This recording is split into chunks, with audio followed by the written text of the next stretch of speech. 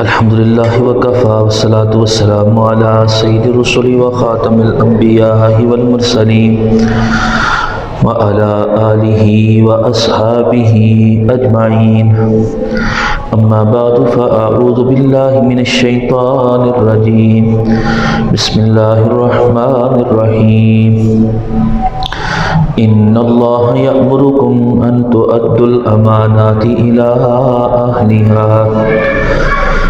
صدق اللہ العظیم رب اشرح لی صدری ویسر لی امری واحلل عقدۃ من لسانی یفقهوا قولی رب زدنی علما رب زدنی علما رب زدنی علما سبحانك لا علم لنا اللهم لا علم لنا سبحانك لا علم لنا إلا ما علمتنا إنك أنت العليم الحكيم سبحان ربك رب العزة عما يصفون وسلام على المرسلين والحمد لله رب العالمين اللهم صل على محمد وعلى آل محمد كما صليت على إبراهيم وعلى آل إبراهيم إنك حميد مجيد اللهم بارك على محمد وعلى آل محمد كما باركت على إبراهيم وعلى آل إبراهيم إنك حميد مجيد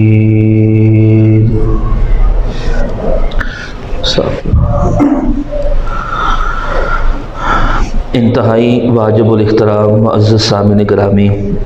آپ کے سامنے 5واں پارہ سورۃ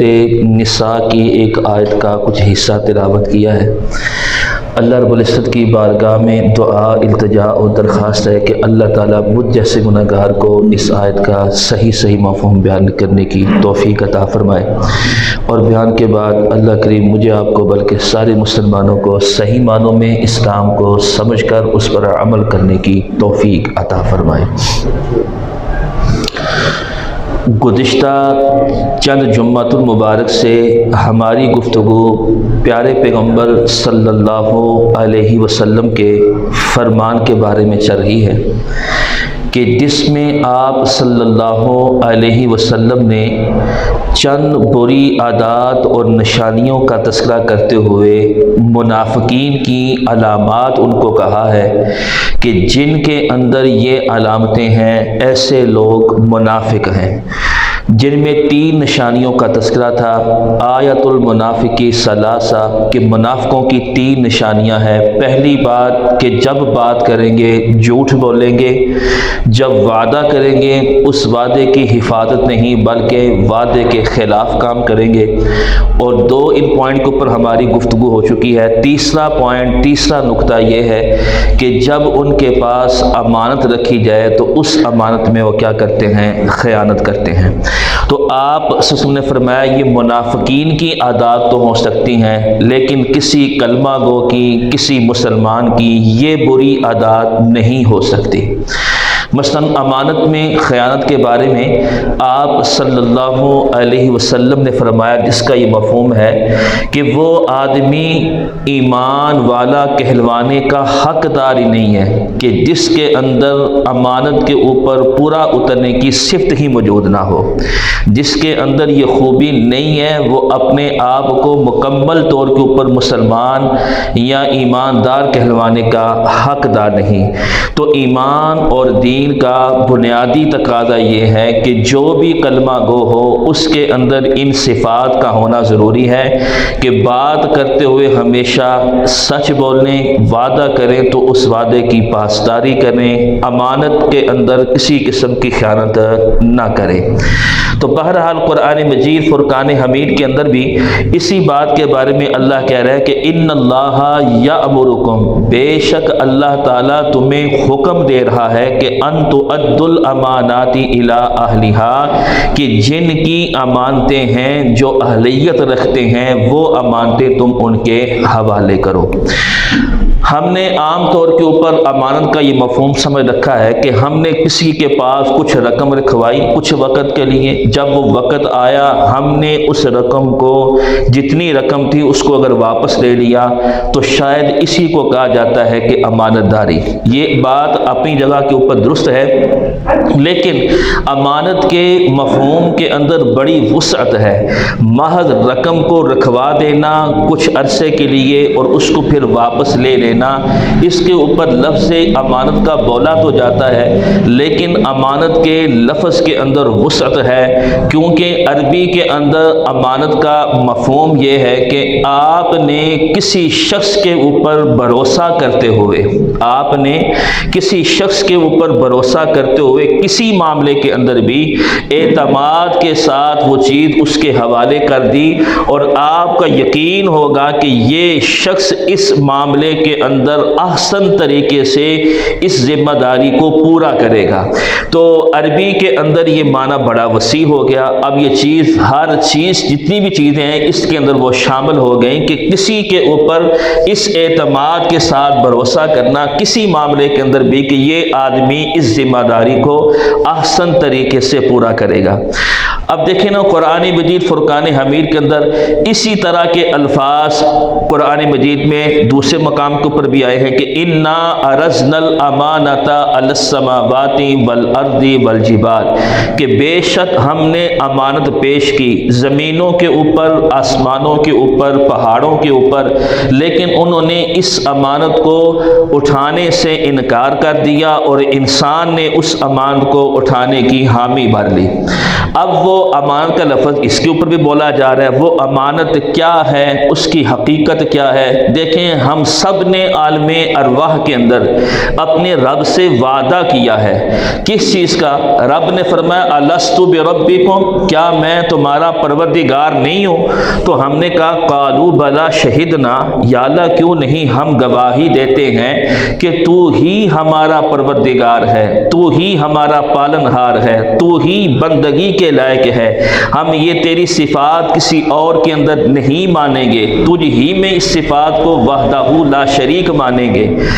اور اسی امانت کو بارہا یاد دہانی کروانے کے لیے حضرات انبیاء علیہم السلام آئے، اور انہوں نے بھی لوگوں کو اسی امانت اور اسی وعدے کے بارے میں یاد دہانی کرائی کہ تمہیں کس مقصد کے لیے دنیا کے اندر بھیجا گیا ہے، تم اپنے رب سے وعدہ کیا کر کے آئے ہو کہ رب تجھے بھی مانیں گے، تیری مان کے چلیں گے۔ کسی نے پوچھا نا ایمان اور اسلام میں کیا فرق ہے؟ فرمایا ایمان کہتے ہیں رب کو ماننا، اور اسلام کہتے ہیں رب کی ماننا، یہ دونوں چیزیں لازم اور ملزوم ہیں۔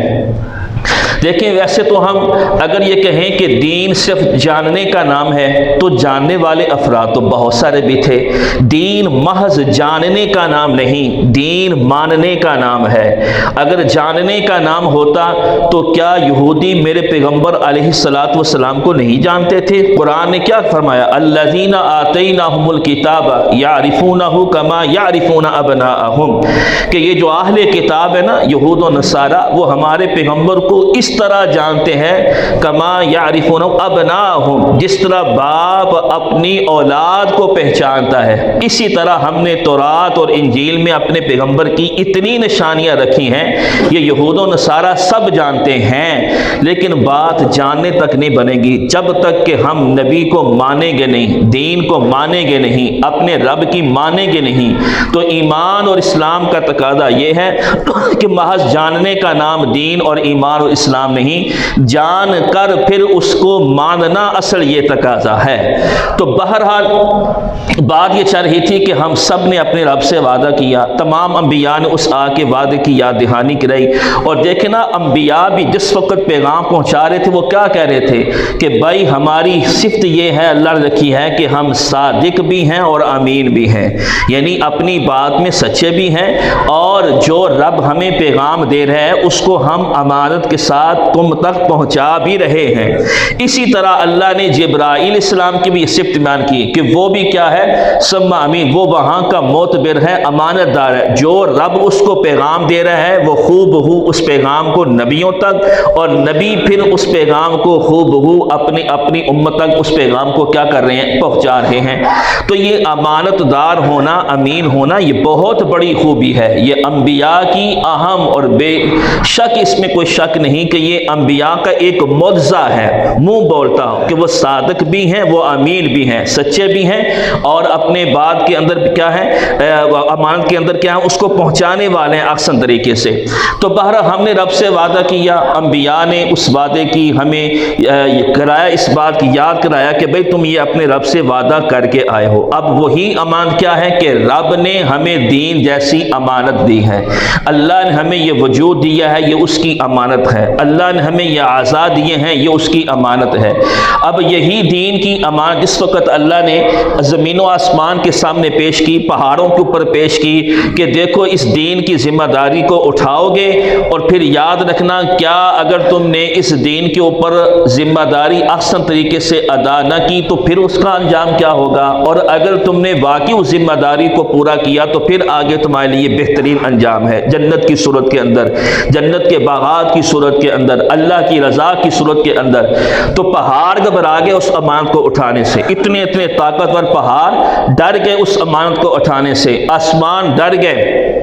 اس امانت کو اٹھانے سے، زمین کانپ گئی اس امانت کو اٹھانے سے، لیکن انسان نے کیا کہا؟ وَأَشْفَقْنَا، وہ سارے ڈر گئے، وَحَمَلَهَا الْإِنسان، انسان نے کہا کہ میں اس امانت کو اٹھاؤں گا۔ تو آگے اللہ نے کہا إِنَّهُ كَانَ ظَلُومًا جَهُولًا، یعنی بڑا یہ انسان جلد باز ظالم ہے، کس اعتبار سے کہ اس نے سوچ بچار ہی نہیں کیا، جہولا، اور بڑا نادان ہے کہ اس نے اپنے انجام کے بارے میں سوچا نہیں ہے، اور کہا کہ میں اس امانت کی ذمہ داری اٹھانے کے لیے تیار ہوں۔ اب اس ذمہ داری کو ہم نے کس طریقے سے پورا کرنا ہے؟ دیکھیں مفہوم یہ ہے کہ یہ وجود، یہ نعمتیں اللہ نے عطا کی ہیں، اور اس وجود اور نعمت کو اللہ کی مرضی کے مطابق پورا کرنا۔ یہ وجود اور یہ نعمتیں رب کی عطا کردہ ہیں، اور اس وجود اور ان نعمتوں کو اللہ کی مرضی کے مطابق اس کو استعمال کرنا۔ آنکھ ہے،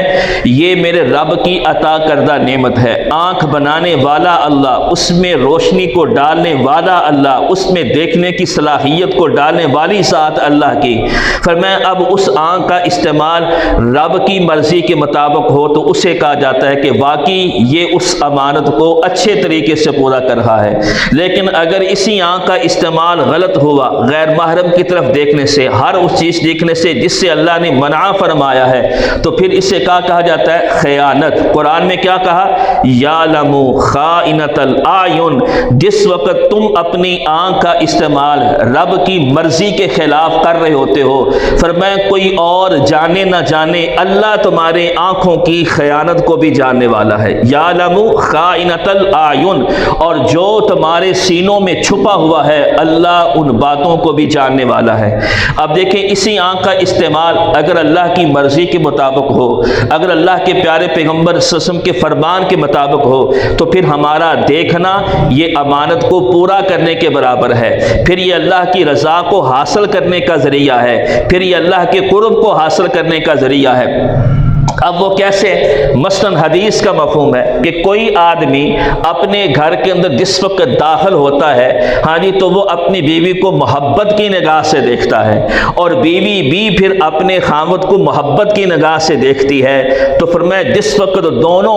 اللہ کے حکم کو پورا کرتے ہوئے ایک دوسرے کو محبت کی نگاہ سے دیکھتے ہیں تو اللہ عرش پہ بیٹھا ان کو رحمت کی نگاہ سے دیکھتا ہے۔ ہاں جی، تو اب دیکھیں نا اس آنکھ کا استعمال کیسے ہوا؟ اللہ کی مرضی کے مطابق، اللہ کے حکم کے مطابق۔ یہ کیوں ثواب ہے کہ اس آنکھ کو ہم رب کی مرضی کے مطابق استعمال کر رہے ہیں۔ یہی آنکھ جس وقت بیدار ہوتی ہے، اللہ کے حکم کو پورا کر رہے ہیں، نماز پڑھ رہے ہیں، گھر میں گئے، اپنے والدین کو حسن اخلاق کے ساتھ پیش آئے، ان کو محبت کی نگاہ سے دیکھا، تو کیا اس کے اوپر اجر و ثواب ہے؟ مقبول حج کا ثواب، مقبول حج کا ثواب۔ آج کوئی کہتا ہے میں زمزم میں ٹھہر کے آیا ہوں، بڑے عمدہ ہوٹل تھا، کوئی کہتا ہے میں فلاں ہاں جی ٹاور میں ٹھہر کے آیا ہوں، قسم بخدا کو گارنٹی نہیں دے سکتا کہ میرا کیا ہوا عمرہ یا میرا کیا ہوا حج اللہ کے ہاں قبول ہو گیا ہے، لیکن جو میرے پیغمبر نے فرما دیا ہے اس کے اوپر ہم قسم اٹھانے کے لیے تیار ہیں کہ واقعی وہ بات بالکل برحق ہے کہ والدین کو محبت کی نگاہ سے دیکھنا